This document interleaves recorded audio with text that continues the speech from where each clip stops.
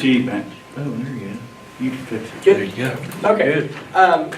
Do any of you have any food allergies or know anybody that does? So whenever a person with food allergies goes to a restaurant, they look at the menu, oh, say they're lactose intolerant, oh, good, oh, has milk, sorry, can't eat it. They go through all these items and they find they can't eat anything, so finally when the waiter comes, they realize, well, it's either get what I normally get or get nothing at all. So they settle to get the same thing over and over and over again. It frustrates them and they end up, it loses profit for the company. So that's exactly why we developed the Cravings app.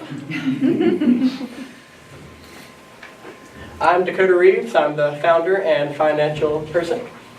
I'm Hannah Licky. I'm the co-founder and the graphic designer. I'm Jacob Mathis, and I'm a co-founder and head of public relations.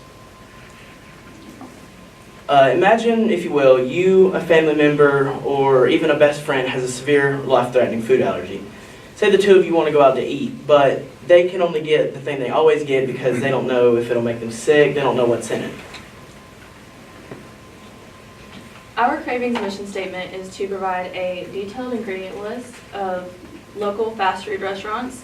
We currently are only doing local because we are waiting for our business to grow, and then we will branch off and do more businesses, as in like more restaurants and like Panera, stuff that we don't have around here.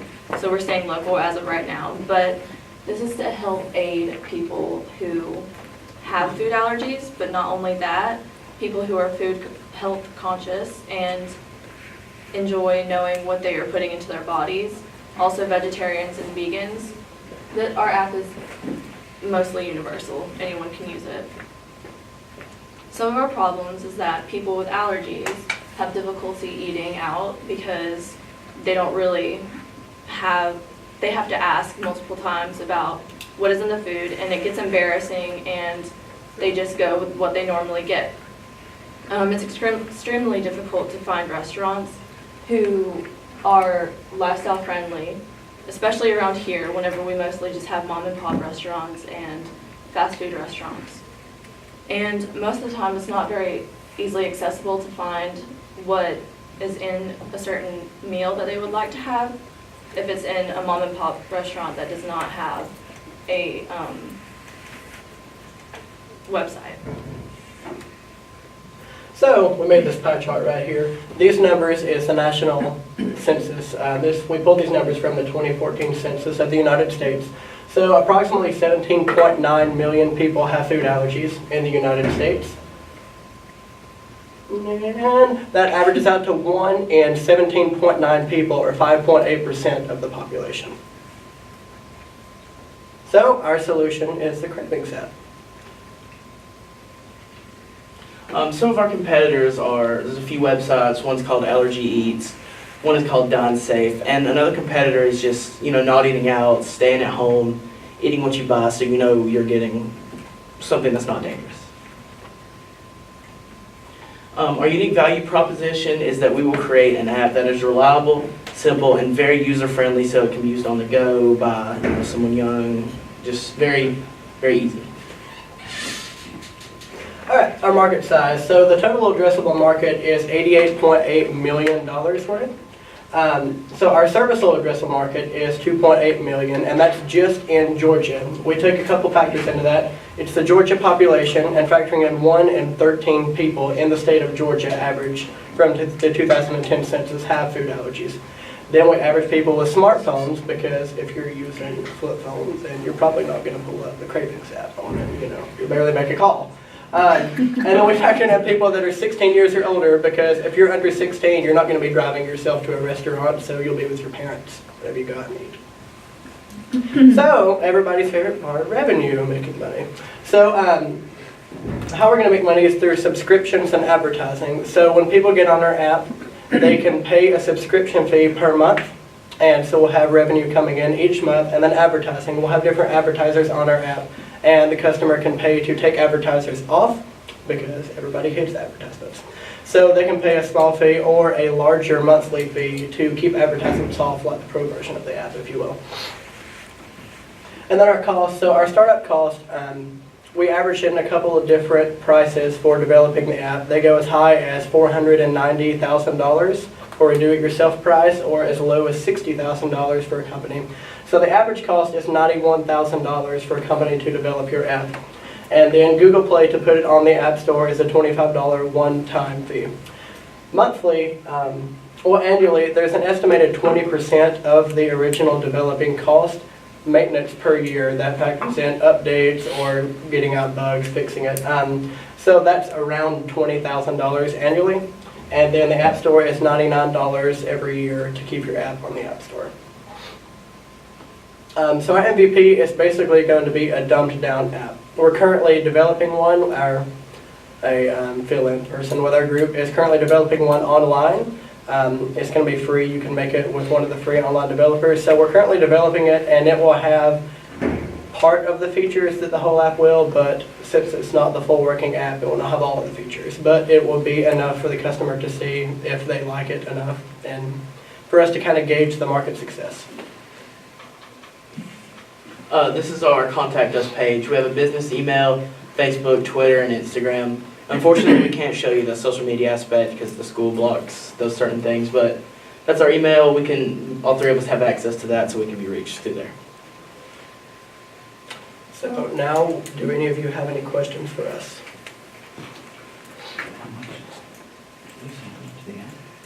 It's like $90,000 development cost. So not the cost, the revenue side.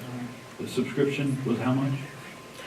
We're looking at a couple different aspects right now. It could be either buying it on the App Store for an initial $4.99 and then no subscription, or it could be free on the App Store and then do a 99-cent per month subscription for it. So we're kind of throwing between those two ideas right now. And we want our base app, like maybe if you're short on money, we want that to provide enough for you to be safe and feel comfortable using the app. And then maybe for the subscription or the paid version, you'll get a few useful features. But we want people to be safe with the baseline free app. So a couple quick things, right? Presentation-wise, I love the fact that you asked a question, give people time to give you a story. You didn't slow down, right? It's perfect. Draw them in, make it personal. And that's what you did. You started to do that, and then you kind of, you didn't let anybody go, I do, and let me tell you about my daughter who has a gluten allergy. And you could go, what kind of allergy? And kind of engage me more up front, right? Because I was like, oh, that's awesome, right? That's what you want to do, right? In presentations, right? You stand up there and draw the audience in somehow, make it personal to me. Like, I've got this problem, right? And this is going to help my daughter go eat at gluten-free restaurants, right? That's one thing. Second, I saw on the first slide, it said something about fast food, but then you said mom and pops. Yes, we're going to start off locally with just fast food, and then once we begin to grow, we're going to branch off into other restaurants. So fast food like McDonald's, Yes. Zaxby's. Well, they're going to start with them because they got it. That's They who got we're the- Yes. working with, but in the long term. we So I want guess to- are they going to Publish the So data. two things. Are they going to? Yeah, that's I was going to say, do they publish it and can you use it? I don't Yes, know. the fast I mean, food I'm asking restaurants questions, do. The right? fast So- food restaurants do. Okay, so they publish it and you have license to use it. Well, we have to ask them, we have to call Yeah, them. make sure you have a license to Yes. use it and then keep it updated. Yes. So I told you guys, I thought your biggest challenge here, right, was getting liability issues for the restaurants, right? Is that if they screw up, somebody dies, Yes. right? And that's your unique value proposition isn't that you're cool and blah, blah, blah, so I can save your life, right? That's your unique value prop. You can save your life by not using restaurants. And along that same line, for presentation, if you started that presentation with the YouTube video of somebody having a severe reaction to food allergy, it'd rivet everybody. And then your mission statement should not be so much what you do, but what you benefit you provide to the people that are looking at it. What's in it for me? Remember that discussion about what's in it for me? And I love the idea of we save lives. Simply that. It's what you're doing, right? You're saving lives and making it easier for people to have, I mean, we struggle, right? You go to a restaurant, oh, I mean, gluten-free, crap. We gotta find, what could you eat? What could you possibly eat, right?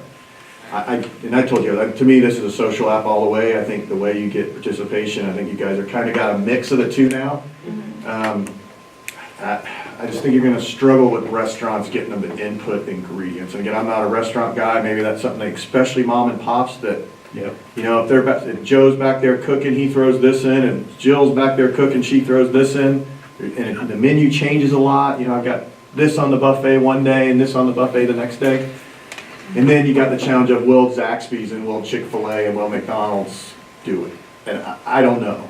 To me, this is a social app, a mobile social app, and I told you guys this on my thing. And then you gotta figure out how to attract people to it. And that's your number one challenge, is how do I get through all the wash that's out there and attract people that have those allergies to it? And the second thing I told you, I don't know that as a restaurant, do I wanna take on the liability of the 3 people in Blairsville that have a severe peanut allergy?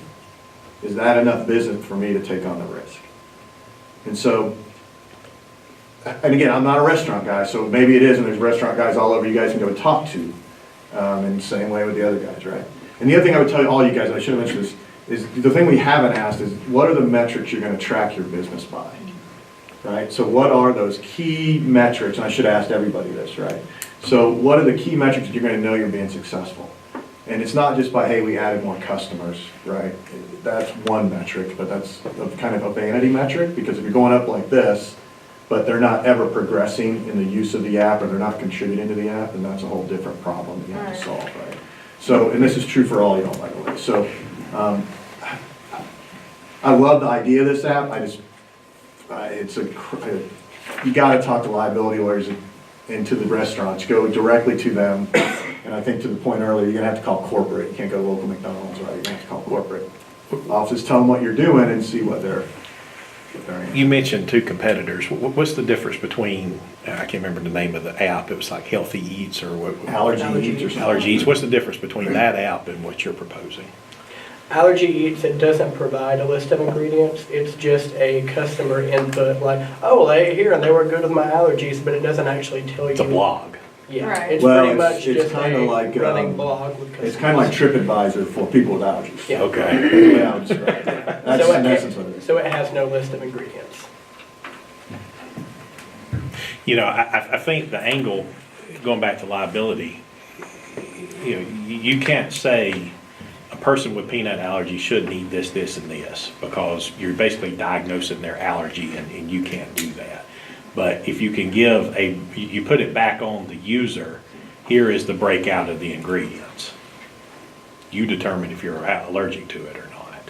That's really what you're doing, is you're breaking out just menu items into their basic ingredients.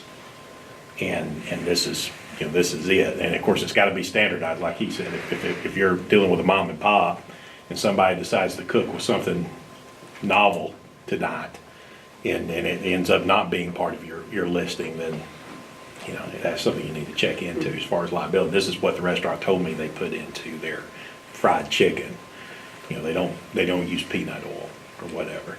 So, yeah, I think a breakout, rather than saying, I do this for you, I give you information so that you can make the right decision.